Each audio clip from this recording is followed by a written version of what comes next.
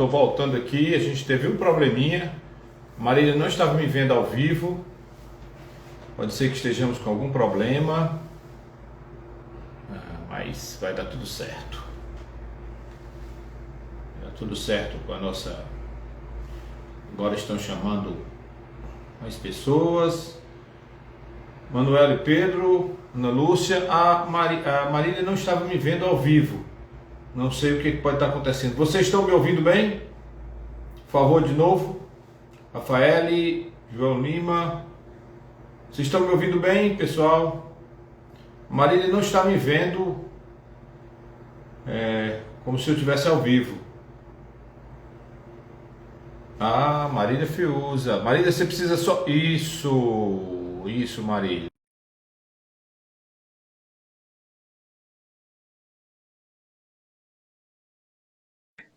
Pronto, Marília Fiuza. Tudo bom, minha amiga? Tudo ótimo. Que coisa boa ver você. Oh, coisa boa, digo eu. Agora deu certo. Desculpa, entrei um pouquinho atrasada porque eu estava no Instagram errado, Luiz. Estava te olhando em outro Instagram, por isso que estava dando errado. Tranquilo. Nada. Estava aqui exatamente recebendo as pessoas. Aliás, muita gente, quando eu coloquei que você estaria aqui, muita gente passou a me seguir. Encontrei até gente hoje na academia falando: você vai ter uma live com a Marília Fiuza? Vou. Estou me sentindo todo importante. Coisa boa, eu que fico feliz, meu amigo. Tantas experiências que já tivemos juntos profissionalmente, temos essa oportunidade de estarmos juntos aqui batendo esse papo. Muito obrigada pelo convite. Nada, é um prazer enorme. Marília, vamos começar assim. Esse espaço, e colegas que estão acompanhando, esse espaço é um espaço que eu criei para compartilhar informações, compartilhar conhecimento. Talvez você não lembre, mas quando você me certificou como coach faz tempo, eu não vou nem dizer a data, eu coloquei como uma das minhas missões compartilhar o meu conhecimento, entre outras coisas, compartilhar o conhecimento. E agora encontrei esse espaço e tenho feito isso, principalmente discutindo sobre os desafios da gestão. E a gente tirou esse mês para falar sobre agenda equilibrada, que é a necessidade de você performar como gestor, como líder, de você entregar resultado, de você atingir suas metas, mas sem esquecer que tem um outro lado. Tem um lado da família, tem um lado do cuidar do corpo, tem um lado de cuidar da mente, tem a sua espiritualidade. Então, a gente já teve aqui esse mês a Raíssa Caldas, que falou sobre cuidar do corpo. A gente pediu que o deputado Evandro Leitão, ao presidente da Assembleia, viesse falar sobre a agenda dele. Ele veio, ele tem uma agenda super equilibrada, eu sei que eu convivo com ele. Ontem teve a Camila Moura, psicóloga, que veio falar sobre carga mental.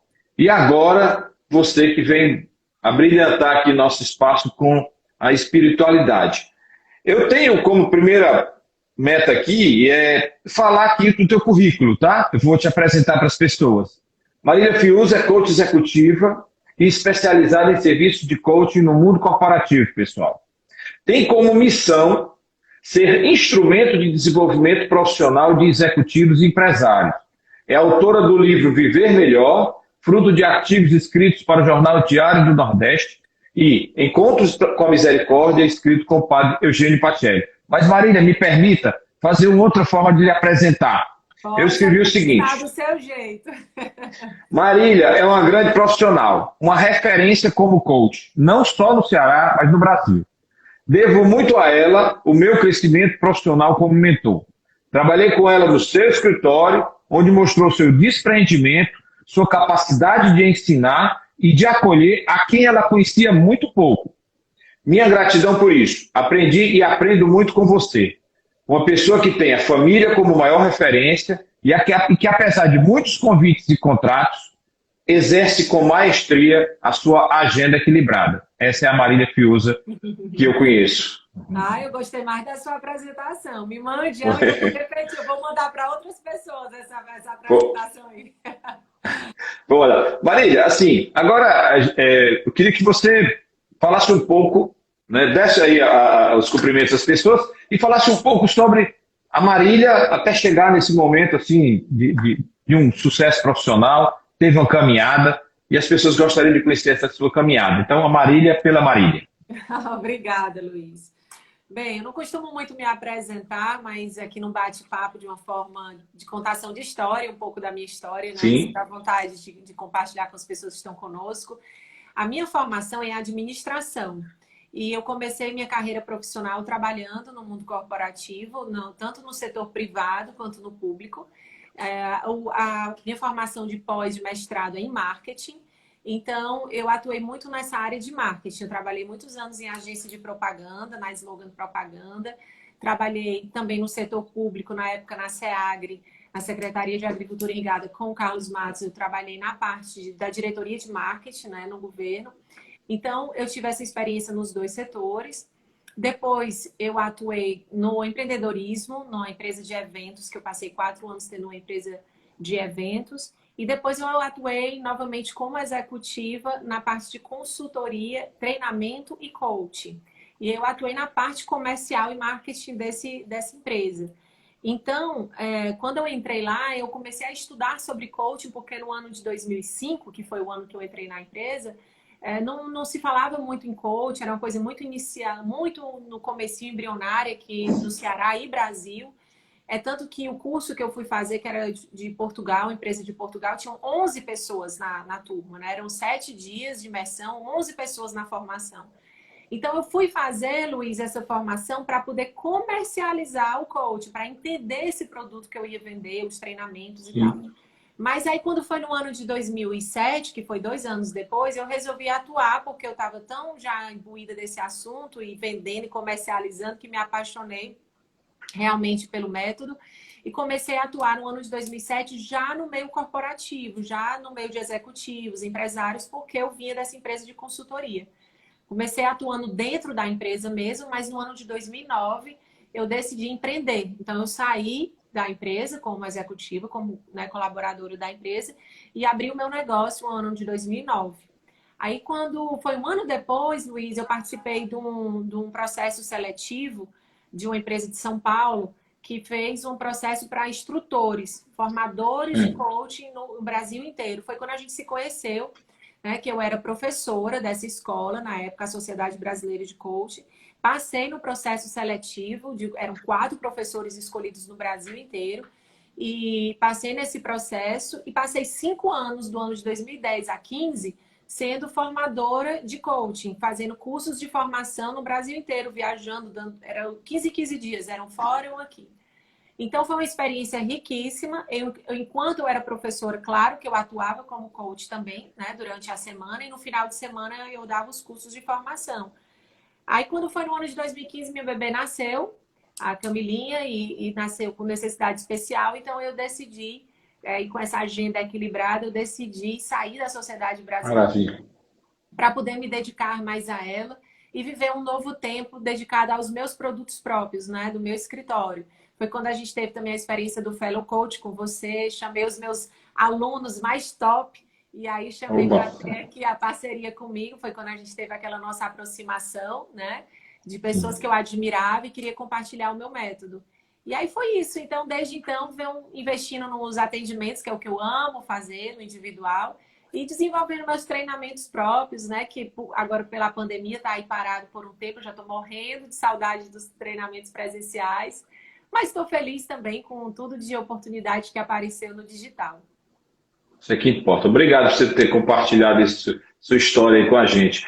Em 2013, pessoal, eu estava, como estou no serviço público, e aí alguém falou, eu pensei assim, puxa, eu estou muito tempo no serviço público, eu preciso ter um plano B para a minha vida. E aí a pessoa disse, tem um negócio aí de um tal de um coaching, e tem uma pessoa que fala bem sobre isso, que é a Marília Fiuza.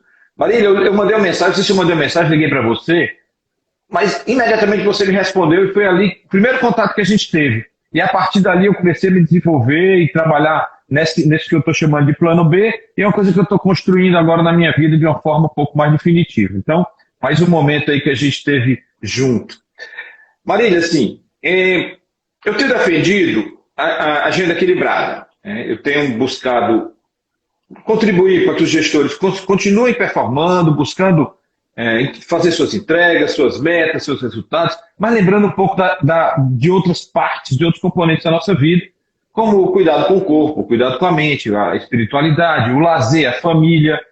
E eu queria ouvir de você o que, é que você acha dessa minha afirmação e fique à vontade para contribuir com alguma coisa que eu ainda preciso ajustar nesse meu debate.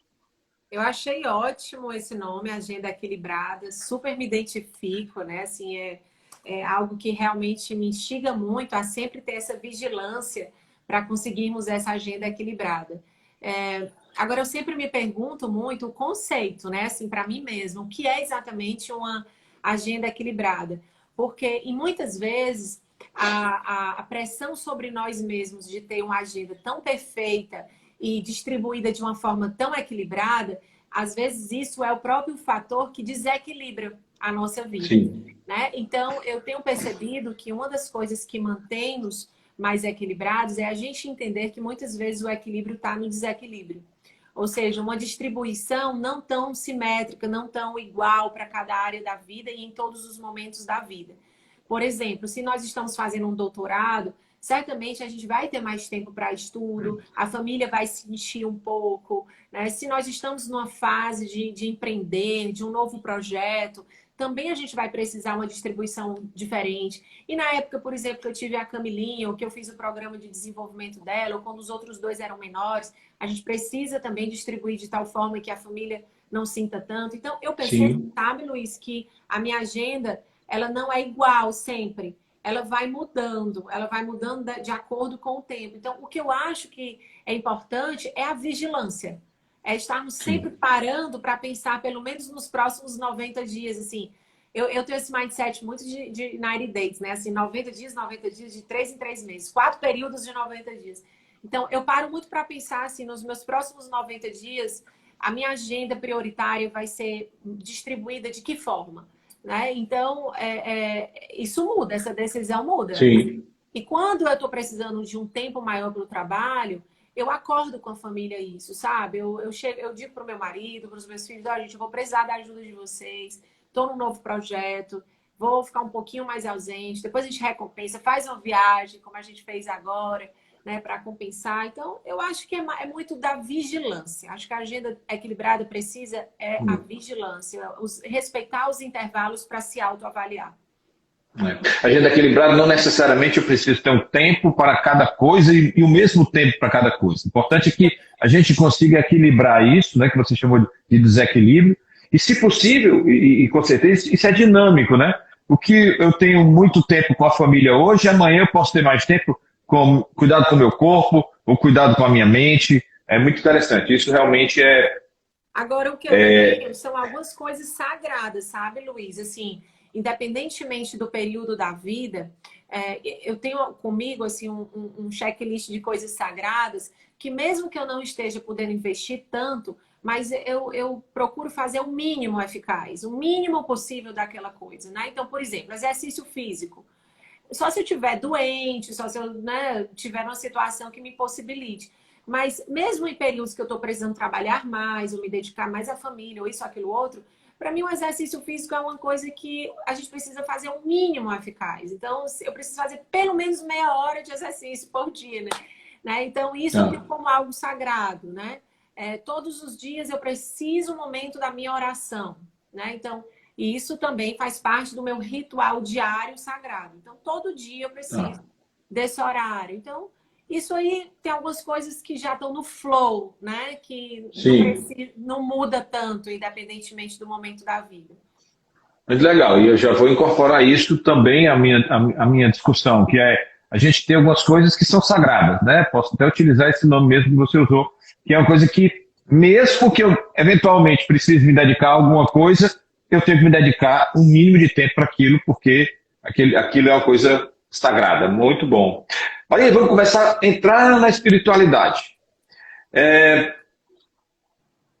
Eu gosto muito da gente nivelar o conceito, porque a partir daí a gente continua todo mundo alinhado, né? E então eu queria que você me falasse um pouco, né, sobre o que é espiritualidade, o que é que você entende que a gente fala quando fala sobre a espiritualidade. Luiz, para mim, espiritualidade, de uma forma bem simplificada, é a nossa relação com Deus, né? A nossa intimidade com Deus. Então, existe sim uma diferença da espiritualidade e da religiosidade, né? Que a gente escuta muito isso, se uma coisa é a mesma coisa da outra. E não é, né? A religiosidade é uma forma que o indivíduo decide seguir a espiritualidade. A espiritualidade tem vários caminhos. Dentre elas tem as religiões, né? Tem pessoas que vivem a sua espiritualidade através da contemplação da natureza, tem pessoas que vivem sua espiritualidade de uma veia mais forte para caridade, para ação. Tem pessoas que Sim. vivem sua espiritualidade pela música, pela poesia, pela arte, pelo afeto. E a religião é uma das formas que engloba muitas dessas coisas também, porque a religião, dependente de qual você escolha e a linha que você segue, também vai convidar para a contemplação, para o serviço, né? Então, esse é o conceito da espiritualidade, é a intimidade com Deus, é a forma que você se relaciona com Deus. Beleza. E agora chegou uma pergunta aqui dos seguidores, que é mais ou menos assim: qual a importância da espiritualidade para o desempenho profissional? É como se a espiritualidade fosse uma coisa muito emoção e o desempenho profissional fosse muito razão. Qual é que é a importância que a espiritualidade tem para um bom desenvolvimento profissional? Olha só, eu penso assim, que falar por mim mesma, da minha experiência, eu não sei se convence muito, né? Porque é baseado na minha própria experiência. Então, eu posso partilhar, mas eu não tenho evidência nenhuma. Então, eu prefiro para o meu público, que é um público muitas vezes mais cético, de explicar a importância da espiritualidade pautada em pesquisa, pautada em outros autores, né? Que não seja a minha própria vida. Então, eu queria citar, por exemplo, Philip Kotler, que é um autor que é do marketing. Claro que eu estudei muito por causa do meu background de marketing, né? Do meu mestrado em marketing, minha atuação profissional em marketing. Isso foi muito importante porque me deu uma visão de mercado e corporativa, de visão de consumidor bem mais ampla hoje para o meu papel como coach. E Philip Kotler, se a gente lê as literaturas dele, ele vai evoluindo em termos de pilares importantes, né, para o serviço e para o produto voltado para o consumidor. Então, por exemplo, teve uma era, vamos dizer assim, uma época, né, que se valorizava muito, claro, a inteligência técnica, né, depois aí veio a inteligência emocional, e agora ele fala no seu último livro que essas dimensões do técnico e do emocional também ainda não são suficientes para os dias atuais. Que as pessoas, os consumidores, estão buscando ganhos psicoespirituais. Psicoespirituais. E quando ele falou isso, dos tempos atuais, que foi no último livro dele, foi antes da pandemia. Então, imagine esse finding dele, esse achado dele de pesquisa que valoriza o pilar da espiritualidade no meu corporativo, agora no pós-pandemia, onde tudo se misturou, né? Eu agora, nesse pós-pandemia, a minha atuação como profissional dentro das empresas, Luiz, mudou demais. A minha comunicação, ela está muito mais aberta para a espiritualidade, porque as empresas pediram para trazer isso nesse tempo. Disse, Marília, por favor, fala disso. Enquanto em outras épocas dizia, Marília, não fala disso. Né? Então, enquanto muitas vezes eu falava nas empresas com a minha espiritualidade, mas sem falar dela, eu não poderia nomear, agora me pediram para falar abertamente sobre isso. E tem pedido cada vez mais. Então, eu acho que no pós-pandemia, aí é que esse pilar da espiritualidade ganhou peso e valor. E é tão importante esse pilar que já tem pós-graduação. Por exemplo, aqui no Brasil tem uma universidade em Caxias do Sul que se chama Espiritualidade e Trabalho. Livros e mais livros. Esse aqui eu estou lendo no momento. Maravilhoso. Indicação de tanto de um amigo quanto de uma cliente. Esse livro é muito bom. Fé e Trabalho. Né? Esse aqui também é um livro excelente do Anselmo Grum, A Sabedoria dos Monges na Arte de Liderar Pessoas. Né? 2 livros excelentes que falam muito dessa convergência de espiritualidade e trabalho, espiritualidade e liderança. Então, tem uma pós-graduação, está no mundo acadêmico isso. Né? Então, assim, não é só porque eu gosto desse pilar e me identifico. Não, pesquisas e mais pesquisas. A última que eu gostaria de falar também, que você conhece, que já me ouviu falar isso há anos e anos e anos e anos, né? Na psicologia positiva. Quando a gente vai pesquisar o Martin Seligman, que é um pesquisador da psicologia positiva, do bem-estar, Florescer. da felicidade autêntica, ele é ateu. E ele diz na sua pesquisa que as pessoas, os profissionais que têm espiritualidade, são mais prováveis de ter mais resiliência em tempos de tribulação e desafios. Porque afugenta o desespero, porque geralmente aumenta a positividade, a esperança, porque a espiritualidade muitas vezes impele para o outro. Então, um ateu coloca na pesquisa de que mesmo que você não creia, vale a pena pensar sobre isso, porque geralmente aumenta a nossa casca grossa, né? O nosso couro para termos mais resistência diante dos tempos difíceis. Eu, sinceramente, eu não sei o que seria do meu trabalho nesse tempo agora de pandemia se não fosse a espiritualidade, né? Então, foi o que me manteve muitas vezes criativa para estar se reinventando nesse tempo difícil. Maravilha, muito interessante essa coisa de não poder falar, ou pelo menos ter a orientação de não falar sobre espiritualidade, porque o comportamento era um, né, o desejo era um, a expectativa era um, e agora, nesse momento, a expectativa mudou para que você fale, e se possível, fale mais, né? Isso é muito interessante. Agora, você atendeu muitos líderes, você atende muitos líderes. Existe alguma característica ou algum hábito desses líderes que possuem uma espiritualidade mais, vamos dizer assim, desenvolvida ou mais instalada? Você percebe isso? Alguma característica ou habilidade diferenciada nesse pessoal? Olha, a espiritualidade, ela não garante competência, né? Não é isso. Mas ela traz realmente a inclinação, a facilidade para algumas habilidades que eu percebo mais humanas, vamos dizer assim. Então, eu percebo que as pessoas que têm mais espiritualidade são as pessoas que estão mais abertas, elas ficam mais abertas, não é que elas são as mais abertas, elas ficam mais inclinadas a ter uma escuta mais ativa do outro, a ter esse olhar mais atento à necessidade do outro, né? A ter uma resiliência nos tempos difíceis, um equilíbrio emocional maior, porque o Sim. pilar da espiritualidade sustenta.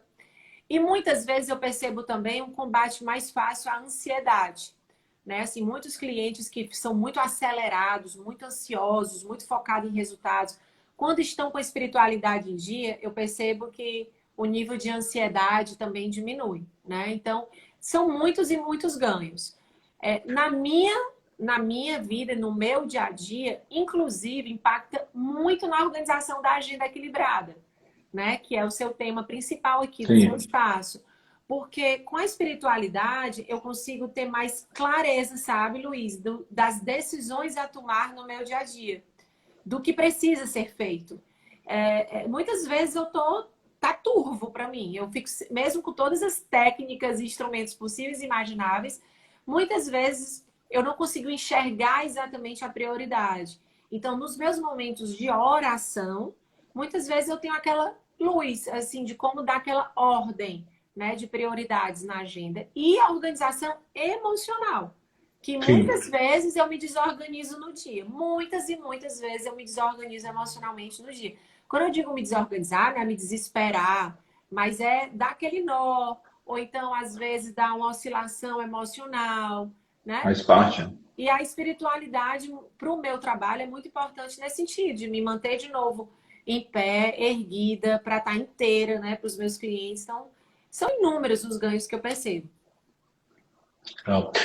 Tem uma pergunta aqui do Pádua. Eu não sei se é meio provocativa, mas ele fala um pouco das organizações bem geridas e tal. Ele está indagando o seguinte: espiritualidade e lucratividade são compatíveis entre si?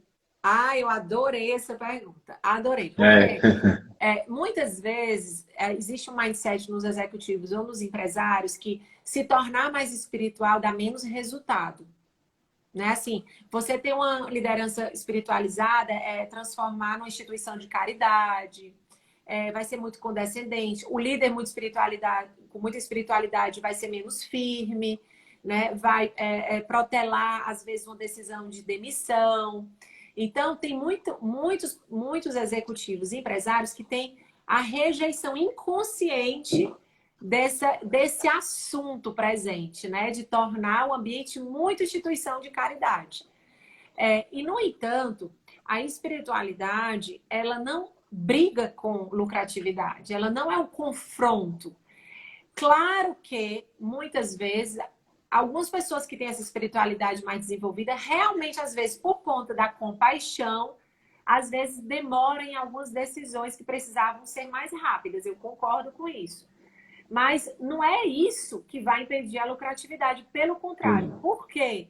Porque a espiritualidade, ela leva a um olhar mais voltado para o outro.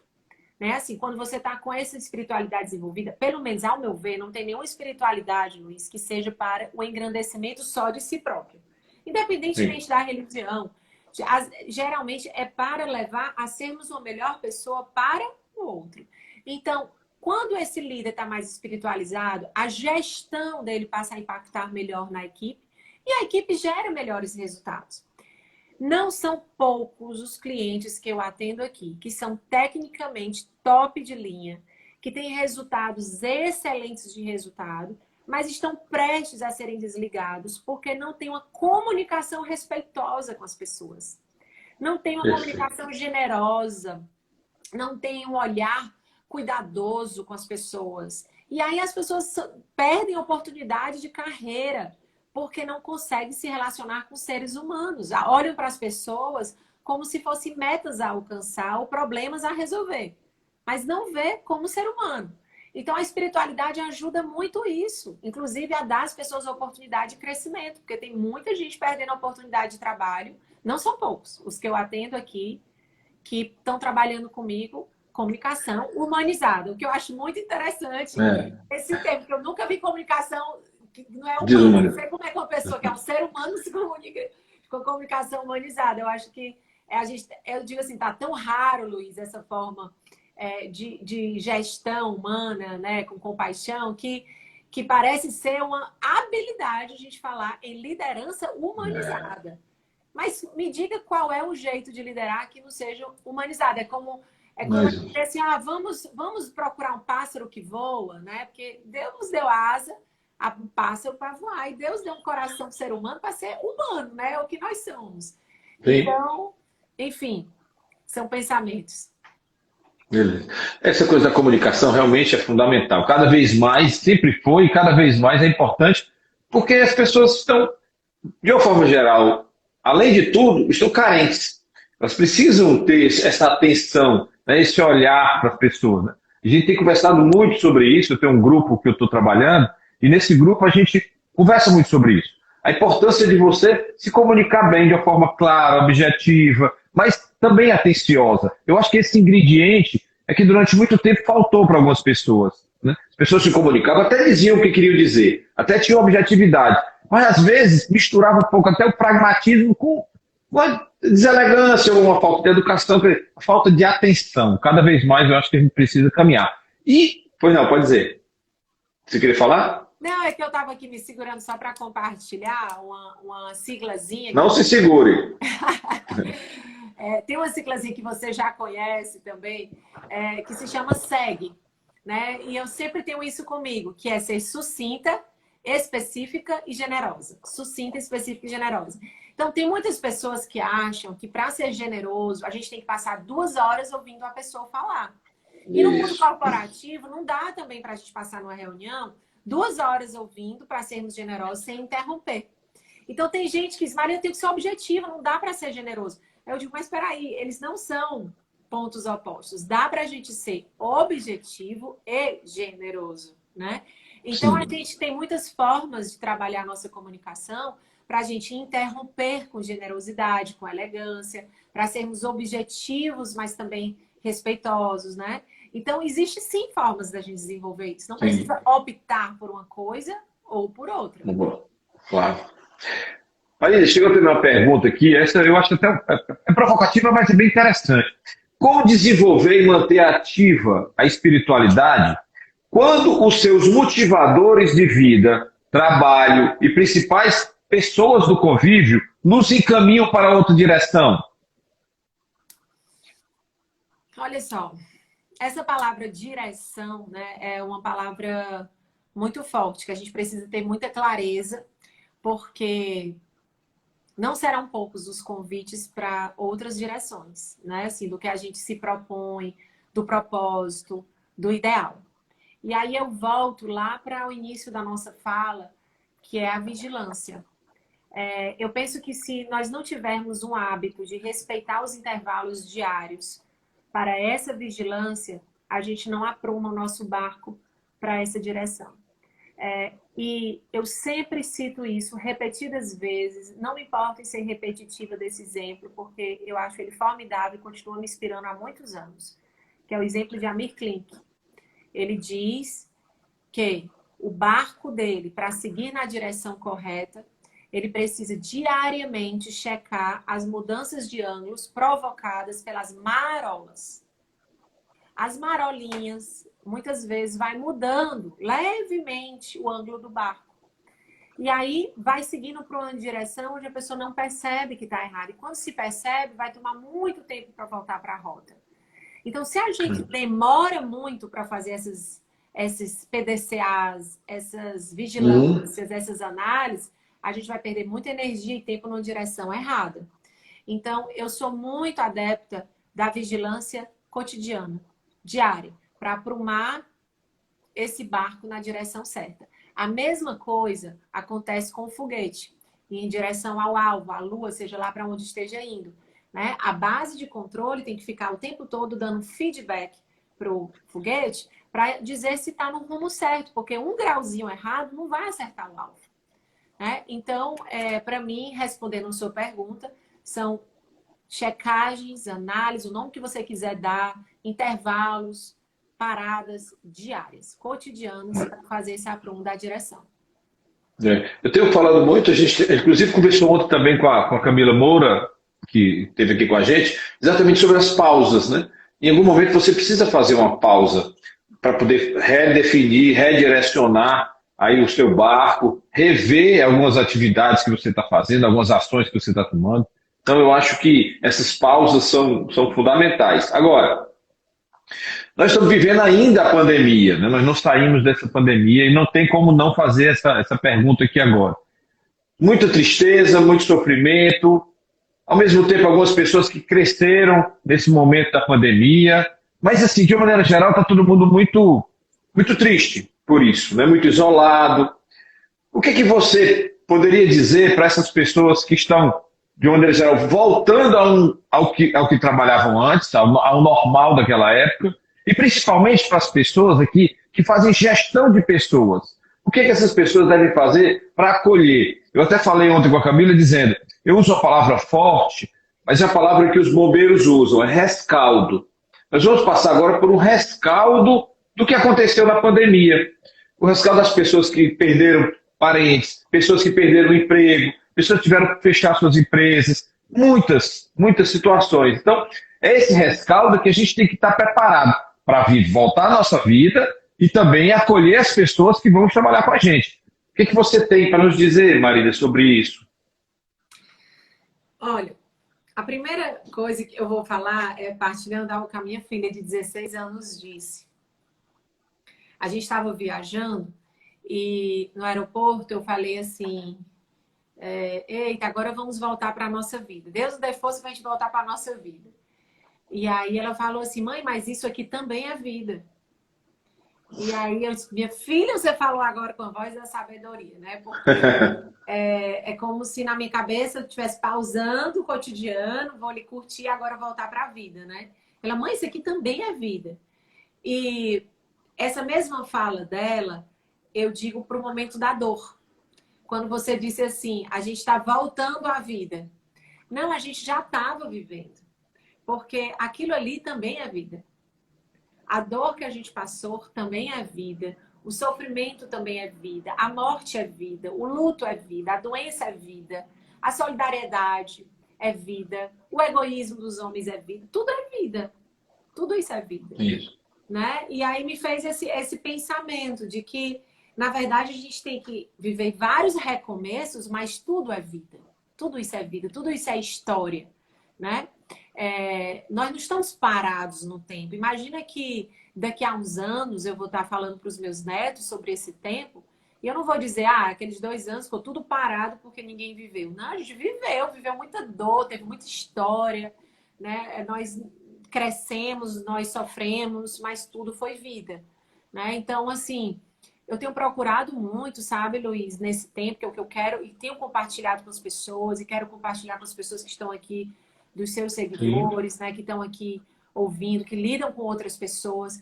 Primeiro, eu penso que o maior consolo para a nossa dor é o serviço.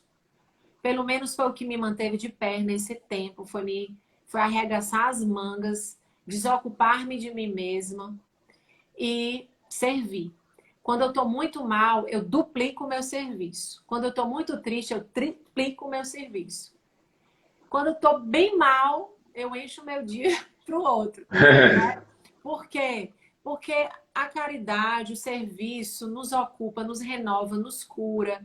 Né? E então, assim, eu penso que um líder, nesse momento, mesmo fragmentado, mesmo cansado, mesmo com dor, mesmo com luto, tem que olhar para a liderança como oportunidade de cura, de força, porque esse serviço, o estar para o outro, vai manter de pé. É o que muitas pessoas conseguem fazer no luto, né? Uma mãe que perdeu, uma esposa que perdeu o marido, ela encontra força porque tem que cuidar de 5, porque tem que servir, porque tem que se doar. Então, a liderança é um presente. O trabalho é um presente. Estarmos ocupados com coisas para fazer pelo outro é uma graça. Né? Então, Isso. mesmo em pedaços, a gente tem que olhar o serviço, o trabalho, a liderança como uma oportunidade de força para nós. É a primeira coisa que eu falo. E a segunda coisa que tem ficado assim muito forte para mim, que é uma frasezinha muito comum para todos nós, que a gente já ouviu, tem filmes sobre, mas está mais forte para mim. A vida é bela.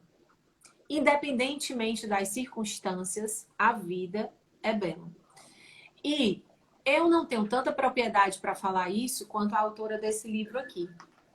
Ela foi uma judia, Etty Hillesum. Um dos livros que eu disse para os meus filhos, para o meu marido, se eu morrer agora, vocês, por favor, digam que esse foi um dos livros da minha vida, porque eu já tenho 2 livros da vida, esse aqui é o terceiro agora que entrou.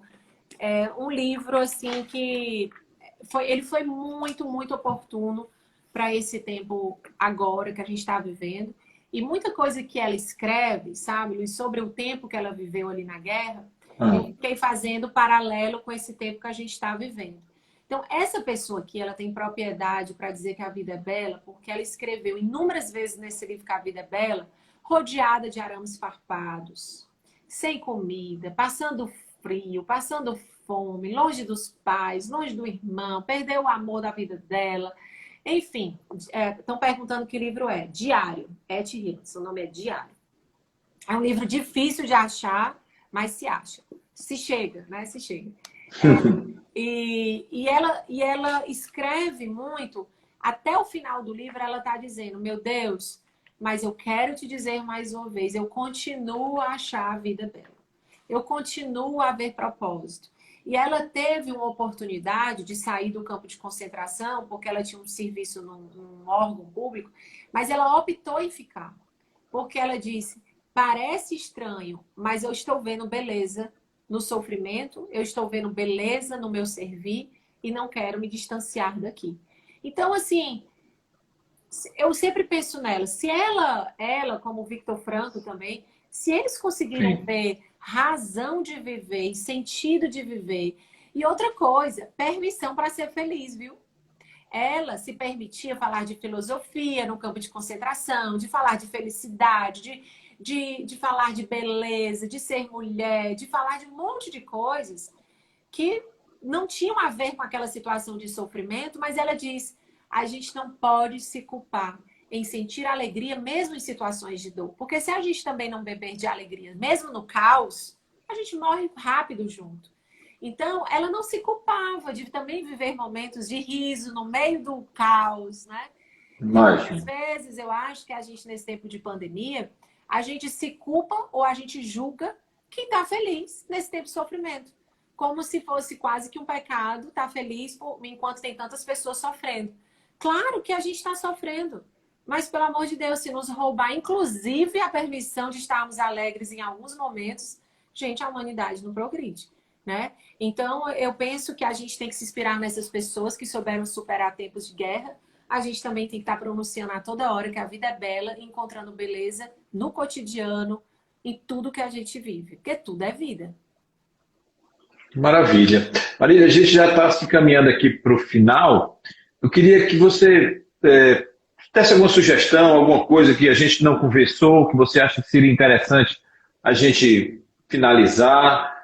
É que você, não só sobre espiritualidade, você com essa riqueza de conhecimento que você tem, você abrilhantou demais aqui com essa sua fala. O que você teria ainda para agregar ainda de valor aí para o nosso conhecimento?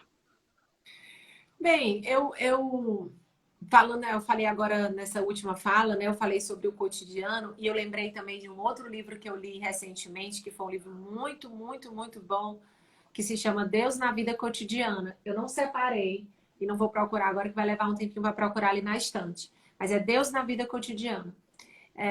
E também foi indicação de um cliente muito querido, da Bruna. E esse livro também foi muito importante. Eu compartilhei com muitas pessoas na obra que eu faço parte, que é o Familiares com Sócio, entre amigos, do Francisco Faus. E ele fala muito assim da gente conseguir entender que a nossa vida não deve ser fragmentada em caixinhas. A vida profissional é uma caixinha, a vida espiritual outra caixinha, a vida familiar outra caixinha, né? A gente parar de dividir a nossa vida em caixinhas separadas. A espiritualidade é algo que envolve tudo isso, né? Assim, que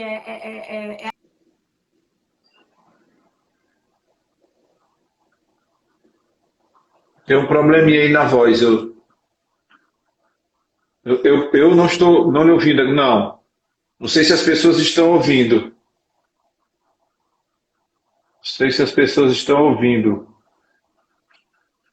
Talvez seja eu só. Ficou sem áudio, ela está dizendo que ficou sem áudio.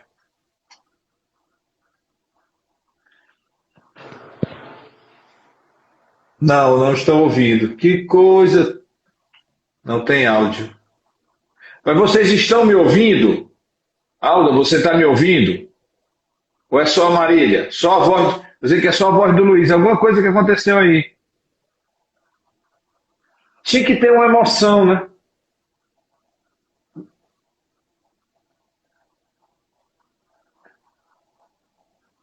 A Patrícia está perguntando se está usando Bluetooth, alguma coisa assim.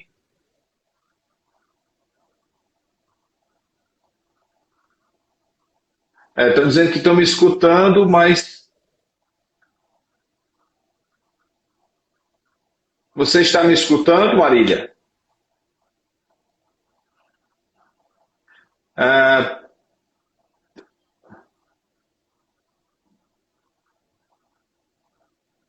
só Marília que não ouvimos. Marília saiu.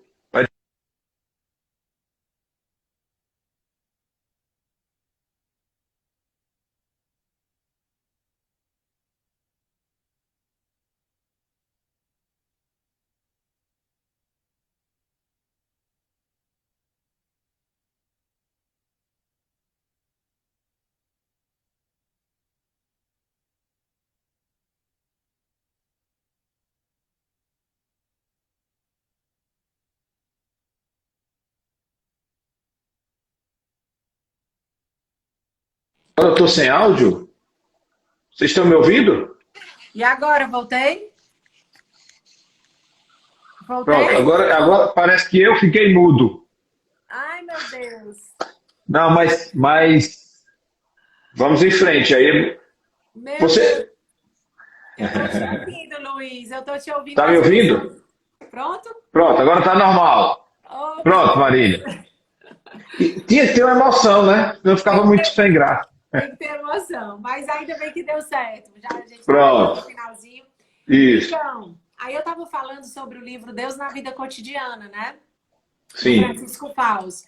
E aí ele falando que a gente deve encarar a vida toda integrada e que a espiritualidade, na verdade, Sim. é uma embalagem que envolve todas essas caixinhas. Então é como se a espiritualidade fosse o armário, né? E as caixinhas dentro desse armário. A gente não deve ver a espiritualidade como uma caixa só.